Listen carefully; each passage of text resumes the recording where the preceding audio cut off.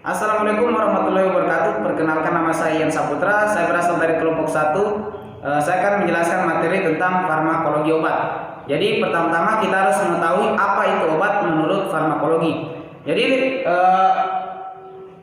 menurut Permenkes 917-Menkes/Per/10/1993, obat jadi adalah sediaan atau paduan-paduan yang digunakan untuk mempengaruhi atau menyelidiki secara fisiologi atau keadaan patologi dalam rangka penetapan diagnosa, pencegahan, penyembuhan, pemulihan, peningkatan kesehatan, dan kontrasepsi.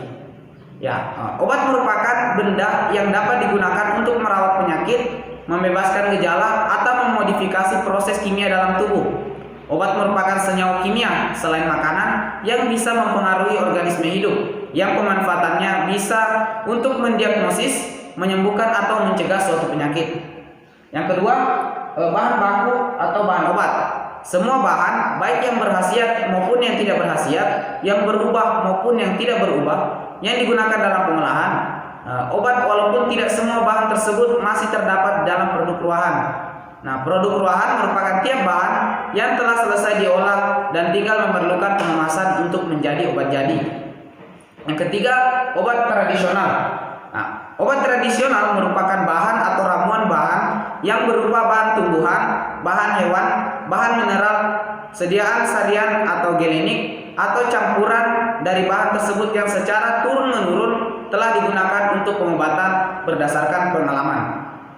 Baik, mungkin sampai di situ saja. Materi selanjutnya akan dilanjutkan oleh teman saya. Sekian. Perkenalkan, nama saya Lady Christine. Saya akan melanjutkan penjelasan teman saya. Berikut materinya yaitu penggolongan obat. Penggolongan obat dibagi menjadi 4 golongan, yaitu 1. Obat bebas.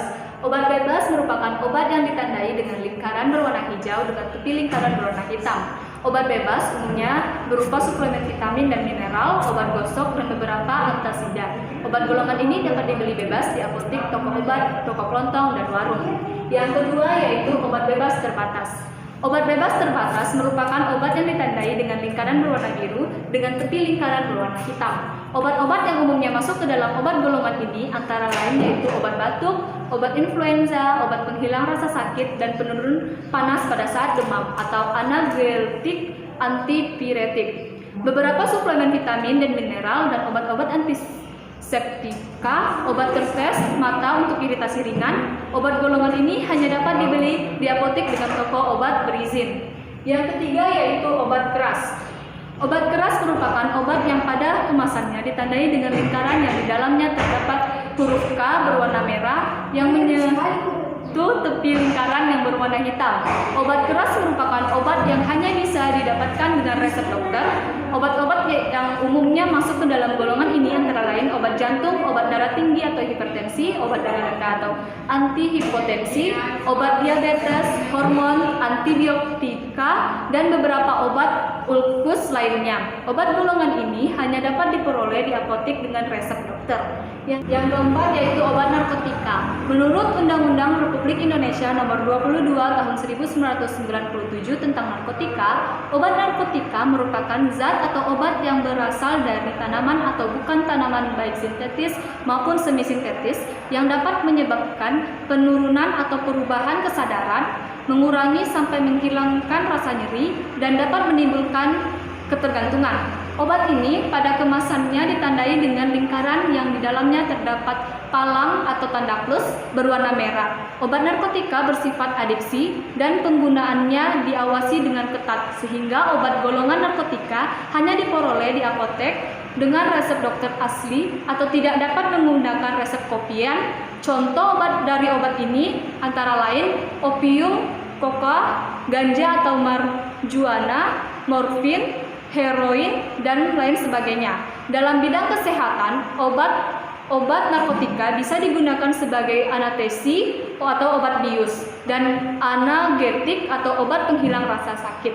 Saya Nana Hardiana, saya akan melanjutkan penjelasan dari teman saya yaitu peran obat. Obat merupakan salah satu komponen yang tidak dapat tergantikan dalam pelayanan kesehatan. Obat berbeda dengan komoditas perdagangan karena selain merupakan komoditas perdagangan, obat juga memiliki fungsi sosial. Obat berperan sangat penting dalam pelayanan kesehatan karena penanganan dan pencegahan berbagai penyakit tidak dapat dilepaskan dari tindakan terapi dengan obat atau farmakoterapi. Seperti yang telah dijelaskan pada pengertian obat, maka peran obat secara umum adalah yang pertama, penetapan diagnosa. Di penetapan diagnosa ini obat akan diberikan sesuai dengan diagnosa penyakit yang diderita si pasien. Terus yang kedua, untuk pencegahan penyakit seperti contohnya mengonsumsi vitamin. Yang ketiga, menyembuhkan penyakit. Nah, menyembuhkan penyakit ini berkaitan dengan penetapan diagnosa. Setelah dilakukan pendiagnosaan, maka pasien akan diberikan obat. Nah, setelah diberikan obat, maka pasien akan berangsur-angsur membaik. Terus yang keempat, memulihkan atau rehabilitas kesehatan. Biasanya pada kasus ini digunakan pada rehabilitas penyalahgunaan narkotika. Yang kelima, mengubah fungsi normal tubuh untuk tujuan tertentu. Yang keenam, peningkatan kesehatan. Peningkatan kesehatan ini yaitu selalu menggunakan obat-obat untuk menjaga kestabilan dan kesehatan tubuh. Yang ketujuh, mengurangi rasa sakit seperti contohnya pada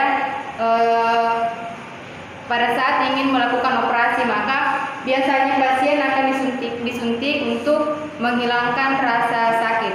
Perkenalkan, nama saya Ninda Pangesti. Saya akan melanjutkan penjelasan materi, yaitu macam-macam bentuk obat dan tujuan penggunaannya. Yang pertama, pulvis atau serbuk merupakan campuran kering bahan obat atau zat kimia yang dihaluskan, ditujukan untuk pemakaian oral atau untuk pemakaian luar. Yang kedua ada pulveres, merupakan serbuk yang dibagi dalam bobot yang lebih kurang sama, dibungkus menggunakan bahan pengemas yang cocok untuk sekali pakai. Yang ketiga, tablet atau kompresi, merupakan sediaan padat yang dibuat secara cetak dalam bentuk tabung pipi. Kedua permukaan rata atau cembung mengandung satu jenis obat atau lebih dengan atau tanpa bahan tambahan. Yang kedua, pilulae atau pil, merupakan bentuk sediaan padat, bundar dan kecil, mengandung bahan obat dan dimasukkan untuk pemakaian oral. Yang selanjutnya ada kapsulae atau kapsul, merupakan sediaan padat yang terdiri dari obat dalam cangkang keras atau lunak yang dapat larut. Tujuan sediaan kapsul yaitu menutupi bau dari rasa yang tidak enak, lebih enak dipandang, dan mudah ditelan. Selanjutnya adalah solutiones atau larutan, merupakan sediaan cair yang mengandung satu atau lebih zat kimia yang dapat larut, biasanya dilarutkan dalam air. Selanjutnya suspensi, merupakan sediaan cair yang mengandung partikel padat tidak larut terdispersi dalam fase cair. Dan yang terakhir ada emulsi, merupakan sediaan berupa campuran dari dua fase cairan dalam sistem dispersi. Fase cairan yang satu terdispersi sangat halus dan merata dalam fase cairan lainnya, umumnya distabilkan oleh zat pengemulsi. Nama saya Nur Enun. Saya akan melanjutkan penjelasan dari rekan saya sebelumnya. Yang selanjutnya itu ada galenik. Galenik ini merupakan sediaan yang dibuat dari bahan baku yang berasal dari hewan atau tumbuhan yang disaring. Selanjutnya ada ekstraktum. Ekstraktum ini merupakan sediaan pekat yang diperoleh dengan mengekstraksi zat dari Simplicia nabati atau Simplicia hewani menggunakan pelarut yang sesuai. Kemudian semua atau hampir semua pelarut diuapkan dan massa atau serbuk yang tersisa diperlakukan sedemikian sehingga memenuhi baku yang ditetapkan. Selanjutnya ada infusa. Infusa ini merupakan sediaan cair yang dibuat dengan mengekstraksi Simplicia nabati dengan air pada suhu 900 Celcius selama 15 menit. Selanjutnya ada immunosera. Immunosera ini merupakan sediaan yang mengandung imunoglobin khas yang diperoleh dari serum hewan dengan pemurnian, berkhasiat menetralkan toksin kuman atau bisa ular dan mengikat kuman atau virus atau antigen. Selanjutnya ada unguenta. Unguenta ini merupakan sediaan setengah padat ditujukan untuk pemakaian topikal pada kulit selaput lendir. Dapat juga dikatakan sediaan setengah padat yang mudah dioleskan dan digunakan sebagai obat luar. Bahan obat harus larut atau terdispersi homogen dalam dasar salep yang cocok. Selanjutnya ada suppositoria. Suppositoria ini merupakan sediaan padat dalam berbagai bobot dan bentuk yang diberikan melalui rektal, vagina atau uretra, umumnya meleleh, melunak atau melarut pada suhu tubuh. Tujuan pengobatan yaitu yang pertama, penggunaan lokal. Penggunaan lokal memudahkan defekasi serta mengobati gatal, iritasi dan inflamasi karena hemoroid. Yang kedua, penggunaan sistemik. Aminofilin dan teofilin untuk asma, klorprozamin untuk anti muntah, kloral hidrat untuk sedatif dan hipnotif, aspirin untuk analgenik, antipiretik. Selanjutnya ada Gutai. Gutai atau obat tetes ini merupakan sediaan cairan berupa larutan, emulsi atau suspensi, dimaksudkan untuk obat dalam atau obat luar. Digunakan dengan cara meneteskan menggunakan penetes yang menghasilkan tetesan setara dengan tetesan yang dihasilkan penetes beku yang disebutkan farmakope Indonesia. Sediaan obat tetes dapat berupa antara lain Gutai atau obat dalam, Gutai oris atau tetes mulut, Gutai auriculares atau tetes telinga, Gutai nasales atau tetes hidung, Gutai ophthalmicae atau tetes mata. Yang terakhir ada injeksi.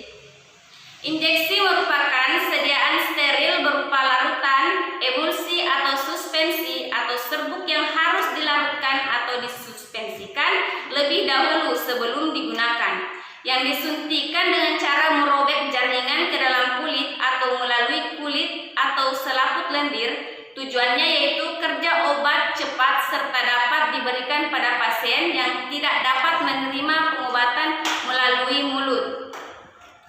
Perkenalkan, nama saya Nur Aprilia Purnama. Saya akan menjelaskan tentang bagaimana cara pemberian obat beserta tujuan pemberian obat tersebut. Pemberian obat dibagi menjadi 8. Yang pertama, oral. Obat oral, cara penggunaannya masuk melalui mulut. Keuntungan relatif aman, praktis, ekonomis. Adapun kerugian yang ditimbulkan oleh obat oral adalah timbul efek lambat, tidak bermanfaat untuk pasien, sering muntah, diare, tidak sadar, tidak kooperatif. Yang kedua, sublingual. Cara penggunaannya yaitu adalah ditaruh di bawah lidah. Tujuannya supaya efeknya lebih cepat karena pembuluh darah bawah lidah merupakan pusat sakit. Misal, pada kasus pasien jantung, keuntungan cara ini efek obat cepat serta kerusakan obat di saluran cerna dan metabolisme di dinding usus dan hati dapat dihindari. Yang ketiga adalah inhalasi. Penggunaannya dengan cara disemprot ke mulut. Misal, pada obat asma, keuntungannya yaitu absorpsi terjadi cepat dan homogen. Kadar obat dapat dikontrol terhindar dari efek samping. Pertama, dapat diberikan langsung pada bronkus.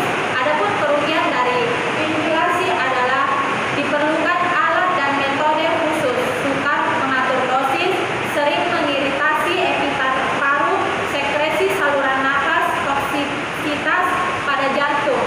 Dalam inhalasi, obat dalam keadaan gas atau uap yang akan diabsorpsi sangat cepat melalui alveoli pada paru-paru dan membran mukosa pada perjalanan pernapasan. Yang keempat adalah rektal. Cara penggunaannya melalui dubur atau anus. Tujuannya mempercepat kerja obat serta sifatnya lokal dan sistematik. Obat oral sulit atau tidak dapat dilakukan karena iritasi lambung, terurai di lambung.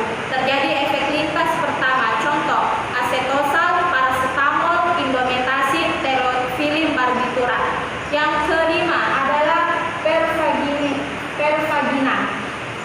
Pervaginam bentuknya hampir sama dengan obat rektal, dimasukkan ke vagina, langsung ke pusat sasar, misal untuk keputihan atau jamur. Yang keenam, parenteral.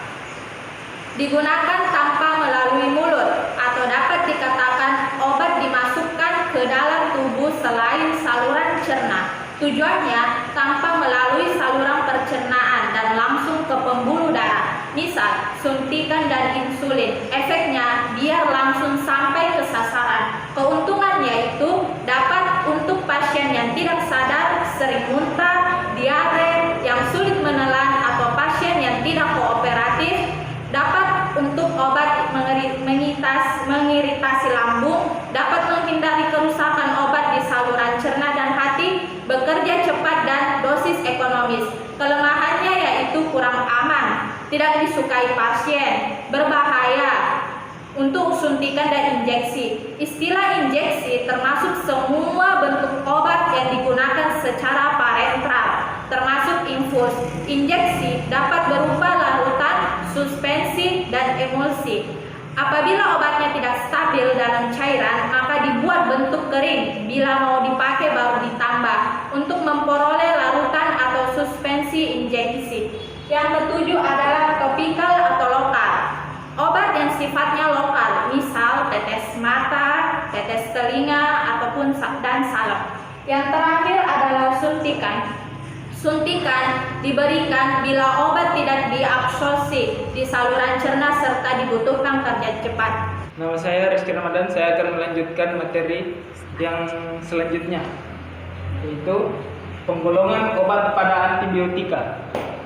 Antibiotika adalah zat yang dihasilkan oleh mikroba, terutama fungi, yang dapat menghambat pertumbuhan atau membasmi mikroba jenis lain. Sedangkan antimikroba yaitu obat yang membasmi mikroba, khususnya mikroba yang merugikan manusia.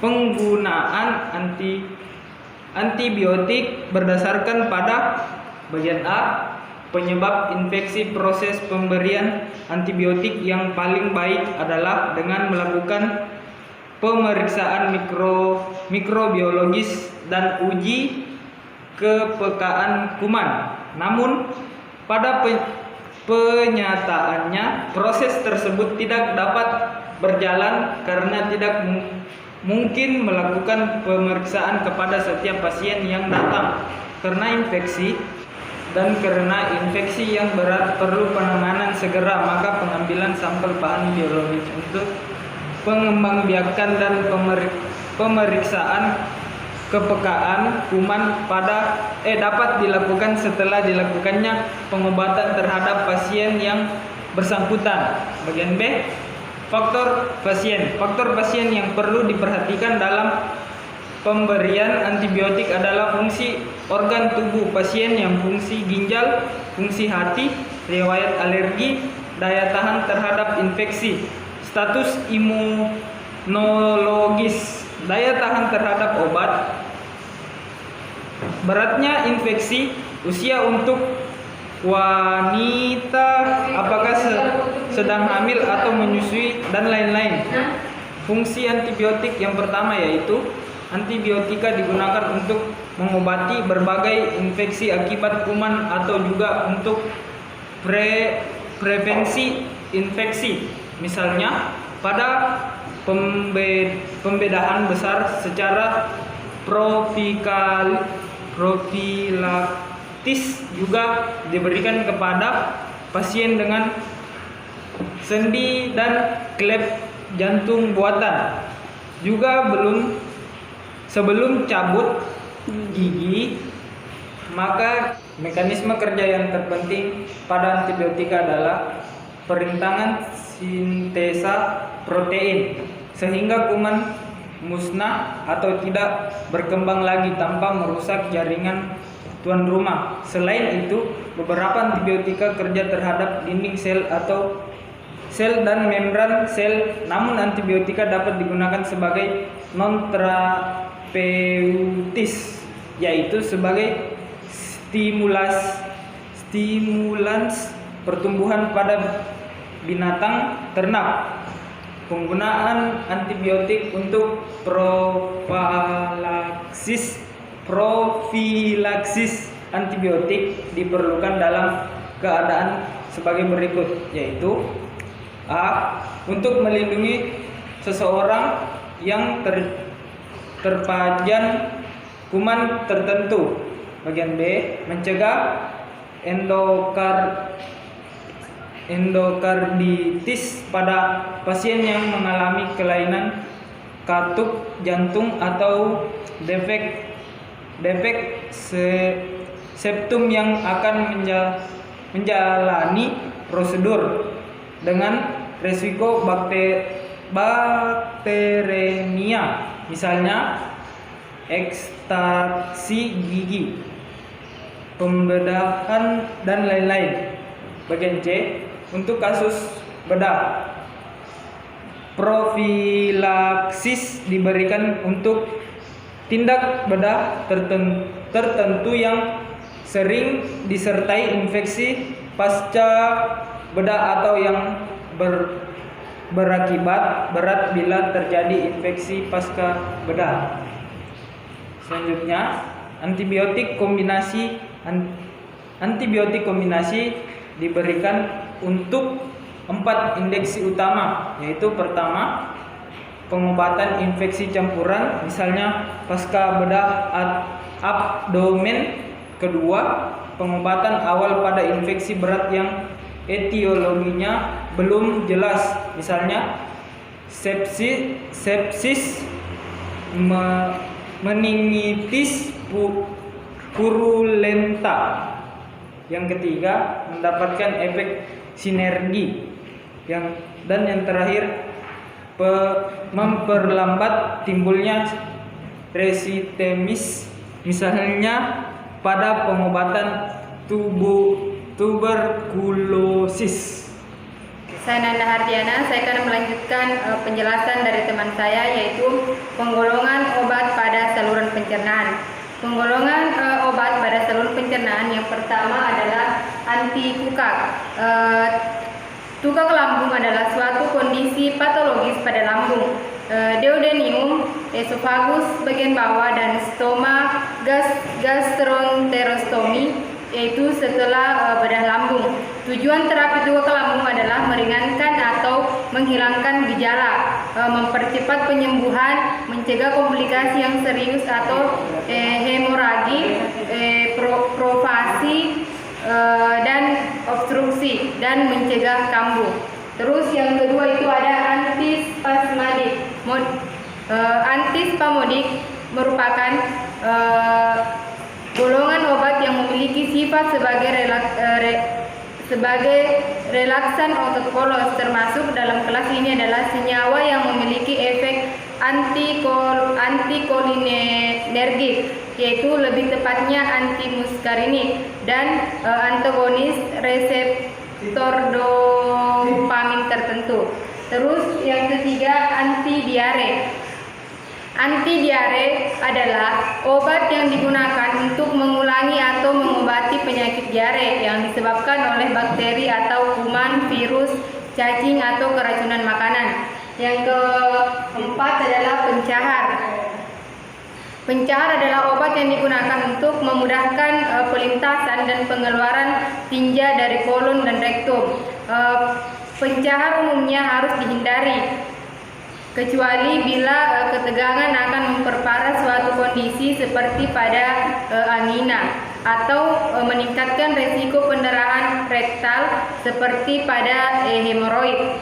Pencahar juga bermanfaat pada konstipasi karena obat untuk pengeluaran parasit setelah pemberian antelmenti, serta untuk membersihkan saluran cerna sebelum pembedahan dan prosedur radiologi. Penyalahgunaan pencahar dapat menyebabkan hipokalemia dan atonia kolon sehingga tidak berfungsi. Yang terakhir yaitu anti-hemoroid, yaitu gatal-gatal, rasa nyeri, dan ekskoriasi di anus dan perianus yang lazim dijumpai pada pasien hemoroid, visibilitas, dan bronkitis. Sebaliknya diobati dengan aplikasi salep dan suppositoria. Pembersihan lokal dengan hati-hati maupun penyelesaian guna untuk menghindari tinja yang keras serta penggunaan pencahar pembentuk massa seperti beran dan diet residu tinggi juga bermanfaat. Pada prokritis, tindakan-tindakan ini dapat menambah pengobatan dengan kortikosteroid atau sulfasilasin. Ya, itulah tadi hasil presentasi dari kami kelompok 1. Lebih dan kurangnya mohon dimaafkan. Wabillahi taufiq wal hidayah. Wassalamualaikum warahmatullahi wabarakatuh.